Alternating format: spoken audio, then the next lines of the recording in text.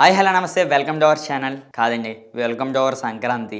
ఎందుకంటే నేను సంక్రాంతి అని చెప్తున్నాను. నా సామి రంగా ఇది ఎక్కడ విన్నట్టున్నది కదా, ఏదో కాదండి, మన నాగార్జున గారు రీసెంట్ మూవీ నా సామి రంగా నేనైతే చూస్తా. ఈ రోజు 14వ తారీఖు భోగి ఎంత వెచ్చగా అయితే ఉంటుందో దానికి మించిపోయి ఉన్నది లోపల సినిమా అయితే.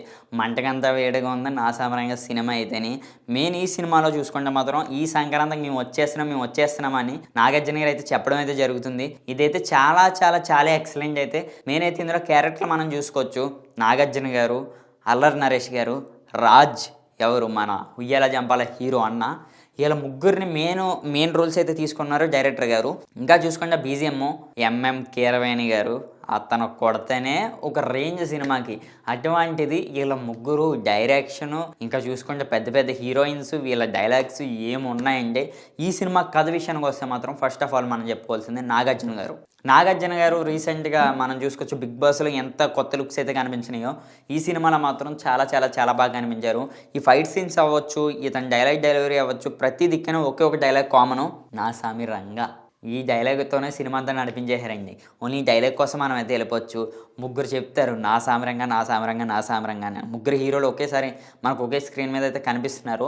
ఇందులో చూసుకుంటే మాత్రం మన నాగార్జున గారి విషయానికి వస్తే ఈ సినిమాలో ఒక హన్నీ క్యారెక్టర్ అయితే చేయడం అయితే జరుగుతుంది. అంటే నా అల్లరి నరేష్ గారికి, రాజుకి కానీ అవ్వచ్చు, వీళ్ళిద్దరికి అన్నయ్య క్యారెక్టర్ అయితే నాగార్జున గారు అయితే చేస్తున్నారు. ఈ సినిమా స్టోరీ ఏంటంటే నాకు అనిపించింది, అమలాపురంలో ప్రభల్ అనే ఒక సంక్రాంతికి ఒక తీర్థం అయితే జరుగుద్ది.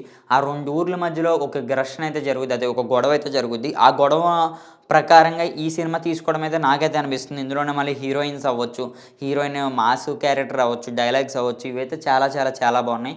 నాగార్జున గారు సాంగ్స్ అవ్వచ్చు, అవి డ్యాన్సింగ్ అవ్వచ్చు, ఇతని డైలాగ్ డెలివరీ అవ్వచ్చు, ఫైట్ సీన్స్ అవ్వచ్చు. నాగార్జున గారు అంటేనే ఒక కింగ్. అదే కింగ్ మనకు ఒక అమలాపురం లాంగ్వేజ్లో, ఒక మన గోదావరి స్టైల్లో కనిపిస్తే ఎలా ఉంటుందని నేను ఇంక చెప్పాల్సిన పని అయితే లేదు. నాగార్జున గారు అయితే ఒక రేంజ్లో అయితే తీసుకెళ్ళిపోయారు సినిమాని. నెక్స్ట్ వచ్చేటప్పుడు మాత్రం అల్లరి నరేష్ అన్న ఉగ్రం మూవీతోనే మనకు ఒక రేంజ్లో అయితే కనిపించారు. కానీ ఈ సినిమాలో మాత్రం నా సామరంగంలో మాత్రం చాలా చాలా చాలా బాగా అయితే కనిపించారు. నాగార్జున గారికి ఒక తమ్ముడు రోల్ అయితే చేశారు అల్లరి నరేష్ అన్న. ఈ సినిమాలో చూసుకుంటే అల్లరి నరేష్ అన్న క్యారెక్టర్లోనైతే చాలా కథ అయితే నడిపిస్తూ అయితే ఉంటుంది. మొత్తం అంతా అల్లరి నరేష్ అన్న కథ అయితే నడిపిస్తాడు, అంత బాగా చేశారు.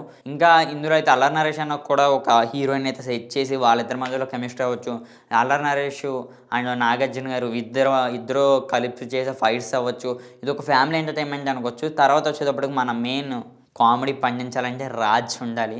ఎందుకంటే అమలాపురం అబ్బాయి మన రాజు అన్న విషయానికి వస్తే మాత్రం మనం రీసెంట్గా చూడవచ్చు అనుభవించి రాజా సినిమాలో మనోడు అయితే చాలా బాగా అయితే చేశారు. తర్వాత కుమారి 20F అవన్నీ మనకు ఒక రేంజ్లో వెళ్ళిపోతే మాత్రం నా సామరంగంలో అంత పెద్ద పెద్ద హీరోల మధ్యలో అన్న చేయడం అనేది అయితే ఎక్సలెంట్ అబ్బా. నాకైతే చాలా బాగా అనిపించింది. ఎందుకంటే ఉయ్యాల జంపాల తర్వాత ఇంత హిట్ మనకు అనుభవించి రాజా పడ్డది, కొన్ని సినిమాలు పడ్డాయి. కానీ ఇందులో మాత్రం ఒక రికార్డ్ అయితే బాస్ ఈజ్ బ్యాక్ అనుకోవచ్చు. చిన్న పిల్లలా ఉన్నాడు, ఎంత ఒక 22 ఇయర్స్ 20 ఏజ్ అబ్బాయి ఉంటాడు. సేమ్ ఒక అదే నార్మల్ ఒక ఫార్మర్ ఫ్యాంట్ వేసుకుని ఒక టవల్ కట్టుకుని ఉన్న ఆ సీన్స్ అయితే చాలా బాగున్నాయి. మనోడి మీద కూడా కొద్దిగా కంటెంట్ అయితే వెళ్తుంది, కొద్దిగా సినిమా అయితే సగం అయితే వెళ్తుంది. ఇందులో అయితే బీజిఎం అవ్వచ్చు. మెయిన్ ఫస్ట్ ఆఫ్ ఆల్ నేను మాట్లాడుకోవాల్సింది బీజిఎం.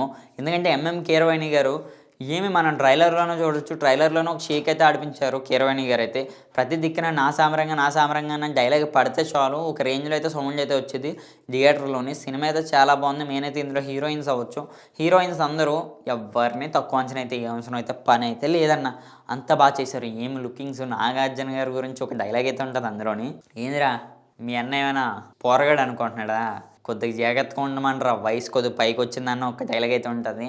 అయినా విండు అందులో కిట్టయ్య అనే ఒక క్యారెక్టర్ అయితే చేస్తారు నాగార్జున గారు. ఈ క్యారెక్టర్ అయితే నాకు చాలా బాగా నచ్చింది. సినిమా కూడా నాకైతే చాలా చాలా చాలా బాగా నచ్చింది. అయ్యా మీరు కూడా ఒకటే బాగా మైండ్ సెట్లోకి అయితే ఎక్కించుకోండి. సినిమాకి అయితే అందరూ ఒక్కసారి వాచ్ చేయండి. మీరు మళ్ళీ వెళ్ళకపోతే కనుక నన్ను అడగండి, అంతేనా? సారీ మర్చిపోయాను. అందరికీ హ్యాపీ సంక్రాంతి.